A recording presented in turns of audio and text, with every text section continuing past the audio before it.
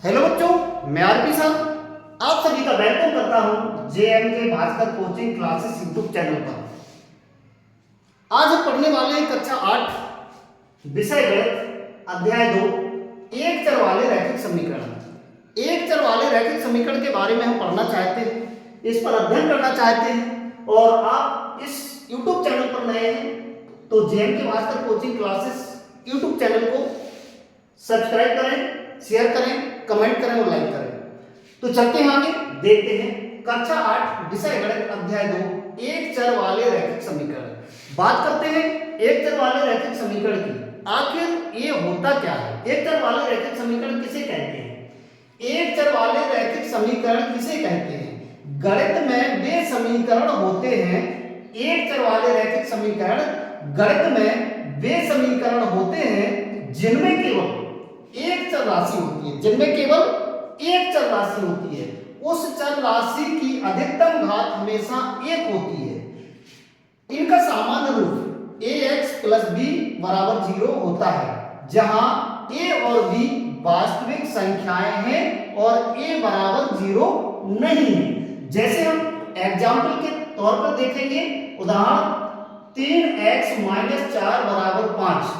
इसमें देखिए एक चर वाले रैखिक समीकरण है, इसमें एक चर वाले रैखिक समीकरण मिलेंगे जिनकी एक घात मिलेगी, हमेशा इनकी एक घात होती है। तो देखो x पर कोई घात पावर नहीं है, कोई घात नहीं है, मतलब एक घात है। इस प्रकार के समीकरण ही हमारे एक चर वाले रैखिक समीकरण कहलाते हैं। जैसे गणित में वे समीकरण होते हैं जिनमें केवल एक चर राशि होती है और उस राशि की अधिकतम घात एक होती है। अधिकतम घात कितनी होती है? एक होती है।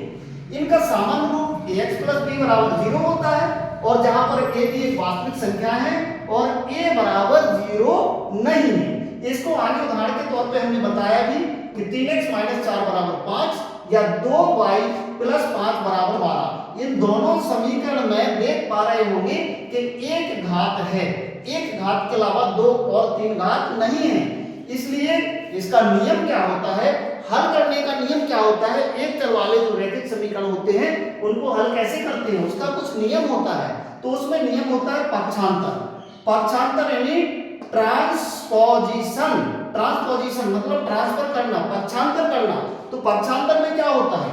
संख्याओं को समीकरण के एक ओर, संख्याओं को समीकरण के एक ओर चर वाले पदों को दूसरी तरफ ले जाते हैं।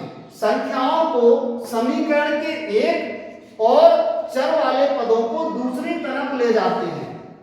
ध्यान देना है कि एक पक्ष से दूसरे पक्ष में जाने पर, एक पक्ष से दूसरे पक्ष में जाने पर, बराबर के इधर उधर जाने पर संख्याओं के चिन्ह धन से ऋण और ऋण से धन में बदल जाते हैं। यदि बराबर की संख्या इधर की इधर लाते हैं, इधर से इधर ले जाते हैं तो प्लस का माइनस बन जाएगा, माइनस वाला प्लस बन जाएगा। आगे ऋण, दूसरा नियम क्या है? गुण या भाग। दूसरा नियम क्या है? गुणा या भाग। गुणा या भाग में क्या होता है एक चर वाले रैखिक समीकरण में? यदि चर के साथ कोई संख्या गुणा में है, यदि चर के साथ कोई संख्या गुणा में है तो वह दूसरी तरफ जाकर भाग में हो जाएगी। यदि ये गुणा में है कोई संख्या तो इस तरफ जाएगी तो वो बटे में चली जाएगी, यानी भाग में हो जाएगी। और यदि भाग में है तो गुणा में हो जाएगी। इस समीकरण का नियम है दूसरा वाला। अब यहाँ पर बात करते हैं कि ये चर राशि क्या होती है, अचर राशि क्या होती है। इसके बारे में समझने के लिए यहाँ पर देखिए चर राशियां। चर राशि किसे कहते हैं? क्वेश्चन आ सकता है कि चर राशियां किन्हें कहते हैं? तो चर राशियां, चर वे राशियां हैं जिनका मान बदलता रहता है, जिनका मान बदलता रहता है। जैसे x, y, z, p, m, n, abcd का कोई भी अक्षर ये बदल सकता है।